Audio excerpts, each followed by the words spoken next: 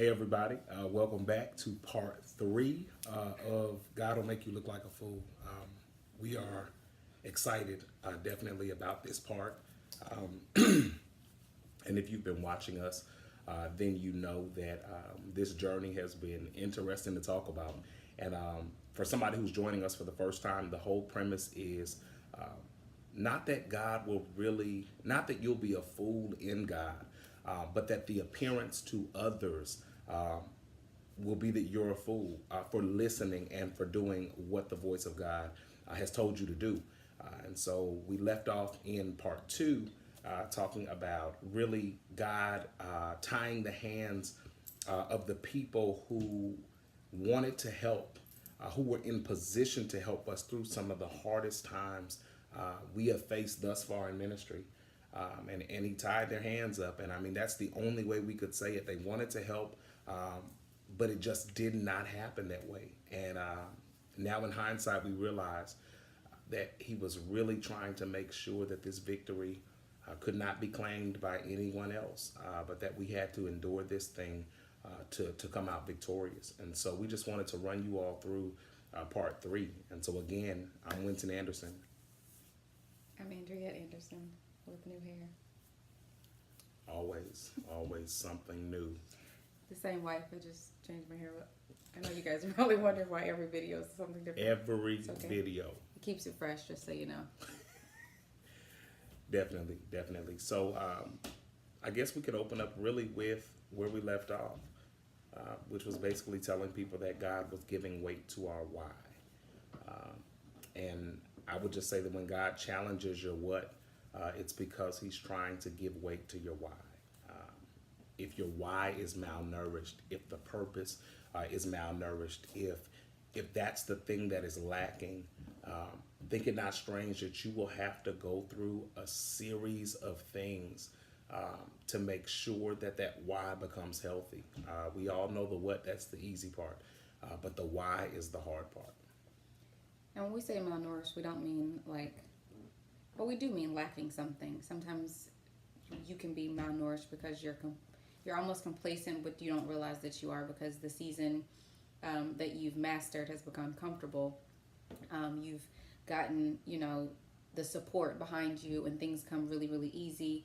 And it's easy for you to think that you've gotten where you are on your own accomplishments, or because people were behind you pushing you. But the reality is that you've mastered a season because you trusted God a little bit, on top of some of the skills and the assets and the support that you already had.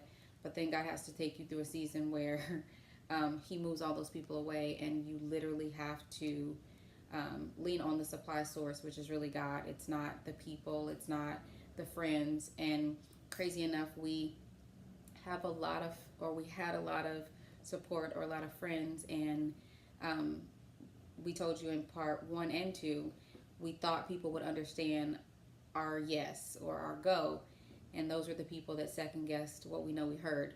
And in the moment, we were frustrated or upset.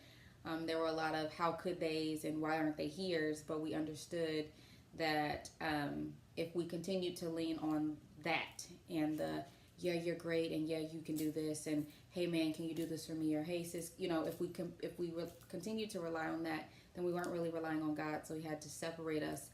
And I always say that the last 2 years were for our family a season of silence. Even with family, a lot of our family is just now learning from watching these videos what we've kind of gone through. But we had to go through a season of silence so that God could feed us. And we weren't feeding off of egos, and we weren't feeding off of power trips that we knowingly and unknowingly had. But God had to literally give us what it is that we needed to sustain us in that season, but also prepare us for the next season. So that's what, and when we say malnourished, that's kind of what we're referring to. Your why can't be contingent on someone else. It can't be contingent on man, because then God won't get the glory for what he's doing in your life. So I can honestly tell you that nobody got us through the last 2 years but God. I mean, we had friends and people that could see and could hear God on our behalf. they didn't necessarily always pick up the phone because you don't always know what to say. But God is definitely the root of how we got to part 3. Definitely. So we talked about the financial hardships. We talked about the depression that I dealt with, all while having to preach, all while having to minister to people. And then there was this season where there were, as if it wasn't bad enough that I couldn't land a job, which I had never experienced before. Then nobody was calling for ministry, which takes a double hit on, and I know those who are in ministry will understand this. It is not about you filling up your calendar, but you do want to know that somebody sees you, even if you feel like you're invisible. And so I struggled then because it's like, okay, we don't preach for money. But I was concerned because I'm like, okay, God, you called me to this. But nobody's calling on me. I was called into a season where God wanted to see, could I be trusted in the absence of opportunity? Which was very different from California for me, right? And again, it made me second guess. God, is this where you really want me to be? Like, bad enough I didn't naturally want to be in Texas. So then it's like, okay, we finally get here, and I'm expecting things to go a certain way, and they don't go that way. And so then I dealt with people. Again, that people pleasing thing. I dealt with people saying, you went all the way out there just to work. You went all the way out there just to, and they knew that at the time I was doing, which I am still, working my pastor's personal ministry, and they were like, okay, so you went all the way to Texas just to do that.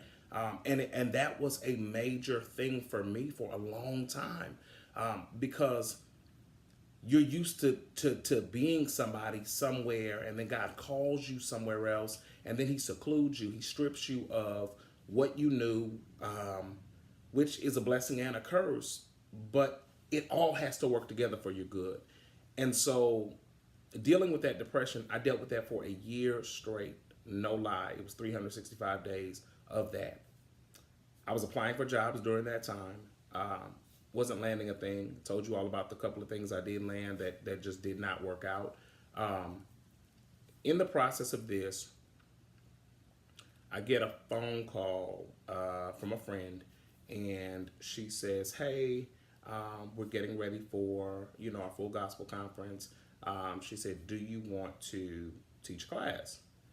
And I was like, huh? And she was like, yeah, you have your book. I think this would be great. You definitely have a message. You definitely have something to say. And I said, sure, and I was glad to be able to serve the fellowship, of course. But this was all in the middle of like everything falling apart. And I'm like, God, how do you want me to, like, how can I even teach? How can I even, smile in the face of everything that I'm dealing with? Long story short, we fast forward that went well, went extremely well, was able to teach. Again, he wrote a book the year before called Dear Person in Transition, and then didn't know how to teach it at Full Gospel because he didn't realize that, what did I say last time? God will put something in your face or show you something before you even know that it's needed, and then he'll bring it back to you to show you where he has you and why you're there. Yes. So we were in transition, and we actually had the tools and the God part of it sitting on a shelf at our house, and we never opened the book. Which is my word to all authors and aspiring authors. Just make sure that as you get ready to write, that you are prepared to not only recollect, but you will be prepared to relive. Because whatever you put on paper, trust me when I say, you may not say it out of your mouth, but it becomes a declaration, and you will see that again. Fast forward. By the way, while we're talking about seeing things again, we're going to talk about seasons that you thought you graduated from that you're going to have to revisit. And that's a good place because one of the things that I found out, even while I was dealing with all of that, was you thinking that you're on this path to elevation. Elevation has really already happened. However, you are tasked a lot of times with similar assignments, the same things. You'll see them again, but this time you have to handle them differently than the first time you did. That's not only for assignments, but people came around during this time that I had no plan on ever talking to ever again. And they came back around during this time of depression. Me too.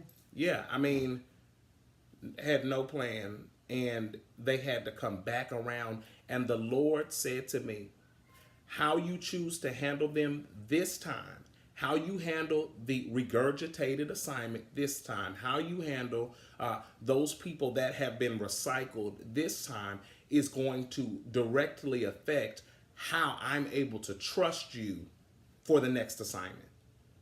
And that's big. I pray somebody just got that, or that just freed somebody, because the reality is you may be seeing something similar, not because you're attracting the same thing, because if you're not careful, you'll say it's me. But the reality is, no, it is you in the sense that you have to handle it differently this time. And so that was the season of that. The year passed, had been applying for jobs, didn't get anything. And then one day God wakes me up and he says, you've been applying for what you wanted to do.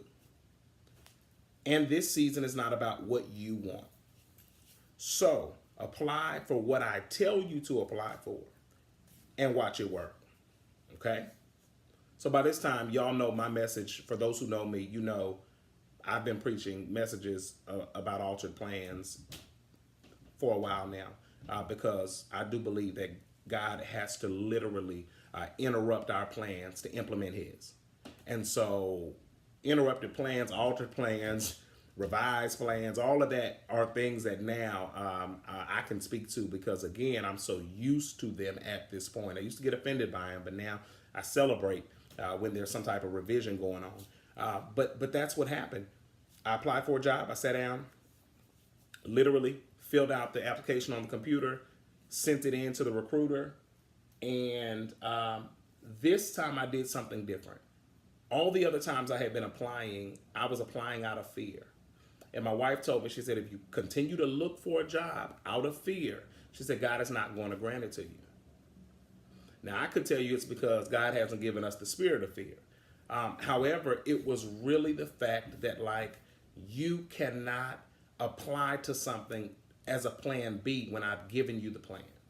So falling back on something that is familiar to you, because you think that that's going to be the safety net, is what I'm trying to kill. That's the thing I'm trying to kill, plan B. My pastor always says, God will kill your plan B to make sure that he can make you do plan A, which is why Psalm 23, we always say he maketh us to lie down in green pastures. It literally means he's making us lie down, because we would not want to lie down. What's green to him is not what's green to us. And so that's things we think about. And so I applied for the job. The recruiter hit me back in like a day. It was less than 24 hours.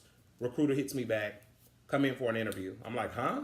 Now the company is based out of Charlotte, North Carolina, but they had a branch here in Texas. And so she said, come in and we want to talk to you as soon as possible. Interview process went like that, extremely quick. And then got to the second interview, met with a boss who was the director of the department at the time, and she was a God-fearing woman. She was a God-fearing woman. I had transferable skills, I did, but I had never been in that field before. And she happened to not be looking for people that just fit the mold, but she was looking for, I believe she was looking for somebody that really had some leadership capabilities that she had been trying to utilize on the team. Did the second interview, didn't hear anything back for a couple of weeks. Mind you, I didn't know he was applying for a job. I just kind of thought he was hanging out. Not really hanging out, but hanging out. You thought I was hanging out. No. You thought I was So and I'm going to let you finish, but our seasons happen in year increments. So season 1, or the beginning of the season, was 2015. The ending of a season was 2016. So 2017 is when he started applying, or he applied for this job. Mind you, New Year's Eve 2016, or 2017, we were in a church service, and I'm not a shouter. I don't do all the other stuff either. But when I tell you the Lord will use you in a way Yes, he to will. get your attention, Yes, he will. He'll use you in a way that's uncomfortable for you to get your attention. Mother is a silent worshiper. Whatever. She lifts her hands I and a used to tear be. runs down the Nah, side of that okay. face. I used to be. I don't even know where she is anymore. But we were in a church service, and I literally, and Winton will tell you, and this may sound really deep, we're not trying to be churchy, but I always have had an awesome experience with God to where I could hear him audibly. It's really uncomfortable because you hear things that you don't always want to hear. But I heard God tell me to give it up. And although I was trying to be strong for him and push him and tell him what the Lord was saying on his behalf, I also was holding on to some of the things that made sense in all that was not making sense. So we were in a church service that night, and I didn't want to go to church, but I knew I had to go. And I was in the back of the service, the very last row. And God literally said, give it up, and it's going to be okay. Now, you know, you're going into a new year, and the first year was like, what are we doing here? But when God said give it up, I knew that he was going to take care of the rest. Mind you, I didn't know he was applying for a job. I just trusted that it was going to be okay. And I never said anything to him. I would pray on his pillow because I knew he was going to lay on it. And I would ask the Lord to speak to him in his sleep. I did. Yeah, Mother was slanging all across his house. There's some greasy spots all up on the wall now because I don't know what she was doing when I was gone. But she I wasn't tell playing. you, he got a revelation every time that pillow was anointed. I'm trying to tell you. Still smell like frankincense and myrrh in the house. By the way, thank you, Drake Tucker. I'm going to need a new order of that. Thanks. But no, I literally, you know, you have to go through times in life where you step outside of self and people know I'm extremely controlling, or I used to be. And to hear God, who you can't see, couldn't really feel at the time, say, give it up, and I'm going to take care of the rest. When you don't have anything else, you just kind of are like, okay, God, that's all I got, so I'm going to give it to you. And to watch God move so quickly from January 1st to February something. Yeah. The beginning of February was when he got the call. For the job. Yeah. And Mother danced around the house. Do you hear me? It was a dance. There was no click track in sight. There was no band. There was no, I didn't even have time to turn on Sean Tillery's Praise Break, which is one of my personal favorites. Mother Mind just you, got it in. She he got was it at in. home. Olivia was sick. I don't even know why I was at home in the middle of the day, but we were all at the house when it happened. And I hollered from our bedroom to the kitchen. Now understand that we weren't, and here we go again. This job was nothing like the previous jobs that I worked.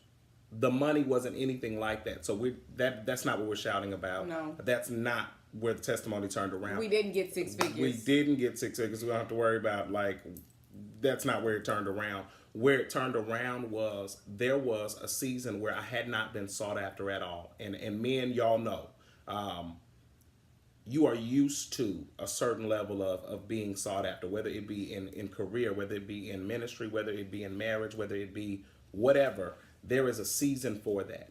And it hurts not only the ego, but it hurts you when that season is not really happening. So got the job, started the job, and God immediately began to work. It was like he said to me, the difference between all the other times you wanted to do something versus now was that this is the first time you included me in the plan. The first time. This is the first time you actually put me at the head of it and in the middle of it. Meaning you made me the nucleus, you made me the core of the plan, which speaks to somebody. You can have it perfect on paper and it can look wonderful and it can be aesthetically pleasing and everybody can say how great and wonderful it is. But if you don't add God to the center of that plan and then tell him, hey, how do you want me to do this? The reality is that plan will fail every time. You can have a perfect plan and the plan can be right, but if you exclude him from it, it's not. And I think that's kind of the thing we had to learn. God told us, hey, I want to be that for you all. from that moment on, things started really speeding up rapidly. Um, I ran into a bishop in the area, and he says, "Hey, let's get up for lunch or something of the sort." Sat down with him. He did not ask me the typical set of questions that people would ask you when they're meeting you for the first time. What he did ask me was about my father, which was very interesting because it had been about 2 years since my dad had passed, or a year and a half at the time, and I was so taken aback by that question because I'm like, most people want to know what church did you come from, what ministry, what do you do, what are your strengths, what are your, just, and I was so taken aback. And he asked me about that, and it was like he knew that that was something I needed to say out of my mouth. We talked about that in a group of people. It was like a couple other people from his church. And God told me in that moment, like, don't doubt that people don't see you. Not you, but people know who you are in me. People can see who I have established and patterned you to be. And from that point on, ministry, there was something that ignited on the inside of me all over again. For every night that I cried, every night that I felt like I wanted to die. I didn't want to do this anymore. I didn't want to pray. I didn't want to have a family. I didn't want to do any of that. And isn't it funny that in that rough season, God strengthened our marriage more than stronger than it ever had been. And I think it has a lot to do with role reversal. It has a lot to do with the fact that when I was weak, she was strong. And then it flips at times. Married couples, by the way, everybody's going to have to wear a different hat at some point. And God began to honor that. And so here we are now after these seasons. This is our message we convey to people. It's not all the way over.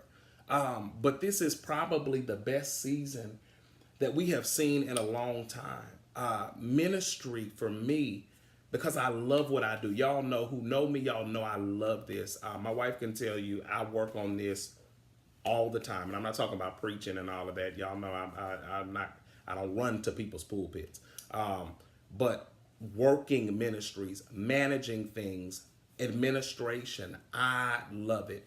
God has turned things around so much for us. Remember when I told y'all in part one that after my dad passed, my wife said that God was going to give us a son who was going to come to heal me. You didn't tell them that. Oh, well, I'm telling them. Yeah, tell it. Can I tell the story? You tell it. Be great. You didn't tell y'all anything. Be great. So, in the middle of all of season part two, before the jobs and before us being obedient and surrendering it all to God, again, I can hear God audibly. And I was walking to my car in the middle of the day, but it felt like a dream. And I had just got off the phone with Winton, and he sounded so down. And that one particular day, he literally said, "I really miss my dad." And as a wife under 30, you still are trying to figure out how to minister to, love on, encourage, and support someone who has gone through something that you share life with that you've not really gone through.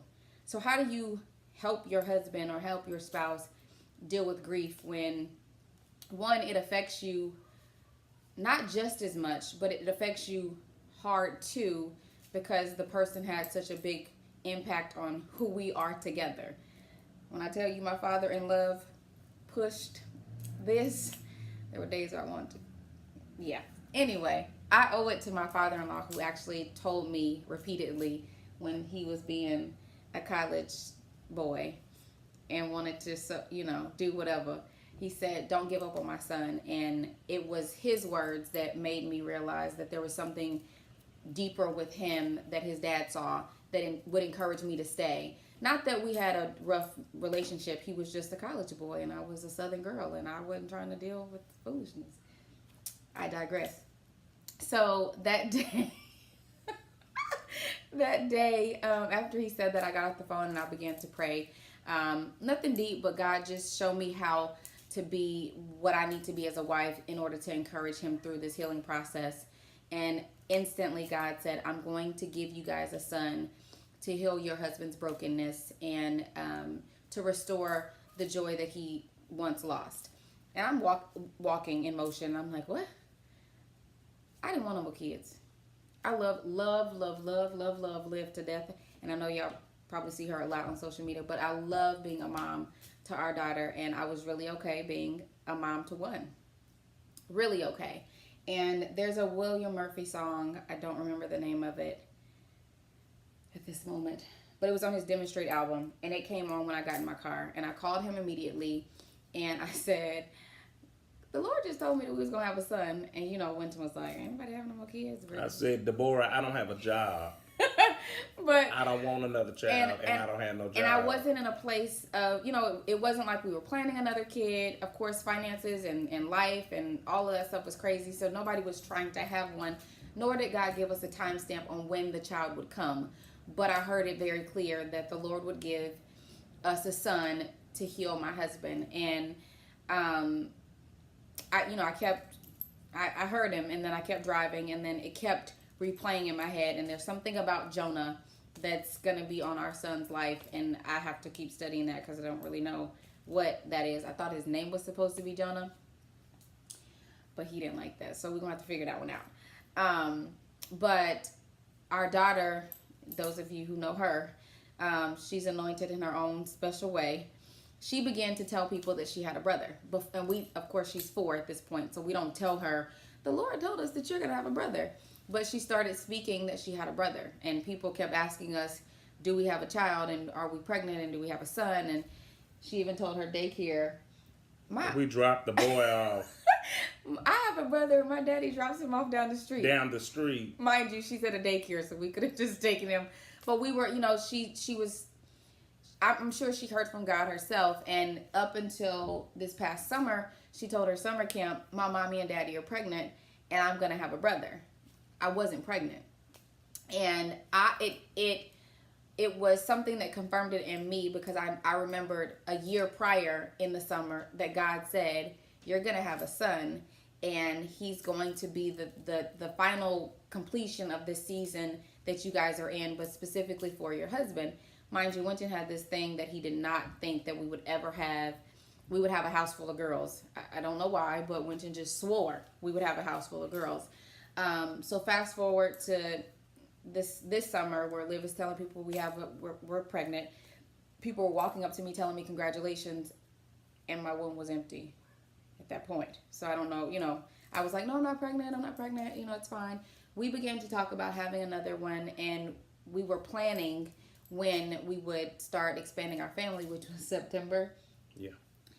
And the day our daughter started kindergarten, August of 2017, this one says, you need to take a test. And I'm like, no, I don't need to take a test. I'm fine. Just got birth control. You know, we still have some months to try to figure this out. And I took the test, and we found out that we were expecting our second the day our first started kindergarten. Now, this whole time we're enjoying our moment as a family, which was very different from Olivia. We kind of shared it with the world when we found out. And I don't know what he was dealing with emotionally leading up to those appointments with this child, but I knew, like, there was a settling in my spirit that it's going to be, like, this is what I told you, and it's going to be fine. And there's something about when God prepares you for a season, which we've already discussed. He doesn't just give it to you and it becomes easy. So this pregnancy has not been roses and fun like Olivia was. There's been a lot emotionally and physically that I've had to endure. And I've kind of hid myself. I'm kind of getting my life back a little bit, so you probably see pictures of me a little bit more. But there's a protectiveness that we have for this one because... Yeah, because we got our boy. Praise the Lord. Because the Lord kept his promise. He did, and he's faithful and we're just having to do it. A little Winton. Yeah. His name's not Winton. Yeah, I was about to say. Yeah, but and I pray he's much better than Winton. But we were excited, like, and are still very, very, very excited.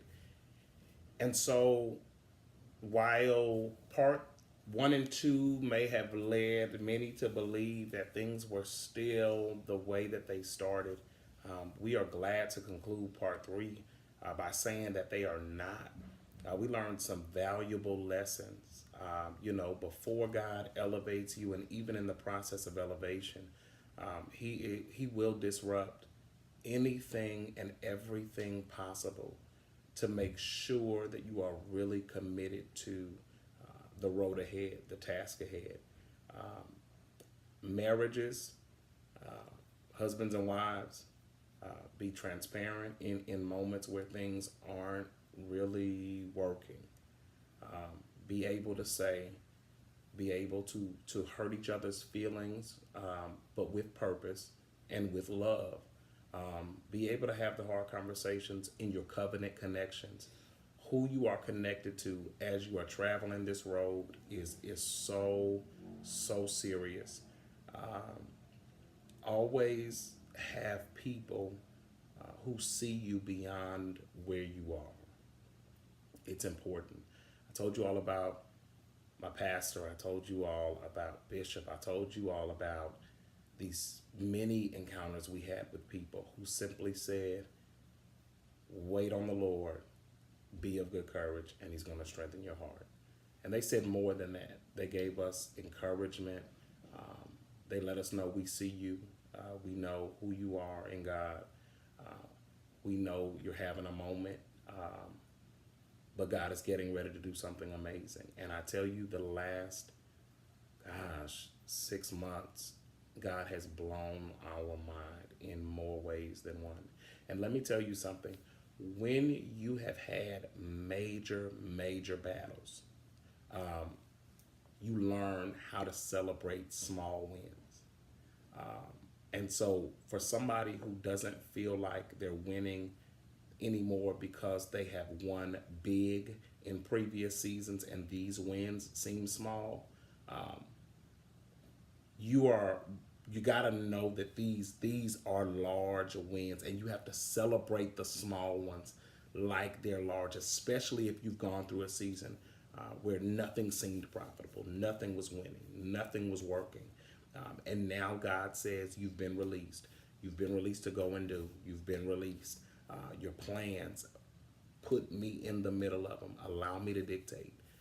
We are excited, y'all, about this journey. So many people have asked us to continue videos of different things with different topics.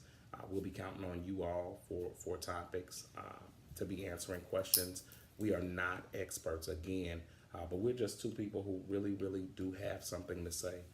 And we've been through some things, y'all. I'm telling you, we've been through some things, but God is faithful, and it's been exciting. God will make you look like a fool. You're not going to be a fool. You will be if you aren't obedient to the assignment. You will. So if nothing else, when you get to the other side, or you feel like you're getting your win back, don't abort what you learned in the season, because it will keep you from going through it again. So your disciplines, your obedience, your prayer life, your partner, your covenant partnerships, the people that God will bring to you that may not look like your preference. Honor what God is doing and requiring from you, and be obedient to that. So when you do get to the other side and the blow your mind part of that comes, you remember everything that you went through, so you don't have to go through it again, but you'll be able to encourage the next person that's coming behind you. Of course, tell us what you want to hear. Any questions that you may have, we're obviously an open book at this point. We will answer anything you want to know. Yeah, we're excited about where God is taking us as a family, as individuals, as we expand to a family of 4. But yeah, hit us up. Let us know what you're thinking. I know that you guys are saying things because we get random messages here and there. But continue to pray for us, because we don't know where God is taking these messages, but we are very careful to be obedient to what we know He told us to do in 2018. And this is the other side of our yes, and the other side of a faith move to an unknown place, but God is expanding and showing and blessing the land that He's given us here. So we're appreciative of it, and we just ask that you guys would continue to make foolish decisions to man, so that God can really show you who He is in your life, and you'll be better, and your lives will be made richer for sure, out of your obedience to Him. like the video. Please share the video. If you have not watched part 1 and 2, part 3 is not going to make sense. So make sure you go back, look at part 1 and part 2. God will make you look like a fool. Follow us. You can follow me on Facebook at Winton R. Anderson, or Instagram with the same handle, Winton R. Anderson. I'm private on my pages, but I'll expand them for you guys. You can follow me on Facebook at AndreaAnderson.com. Not .com. Well, I do have a .com. You can follow me on Andrea Anderson at Facebook, and I think my Instagram name is A squared, or Anderson A_squared. I'll open it up, but I am private on social media. Yes. So if you try to find me, it's gonna say private. Just request me. I'll hit you up. I promise. We love you all. Thank y'all so much for listening to us. We're praying for you all, and we're going to ask that you all will pray for us. All right? Bye. Bye-bye.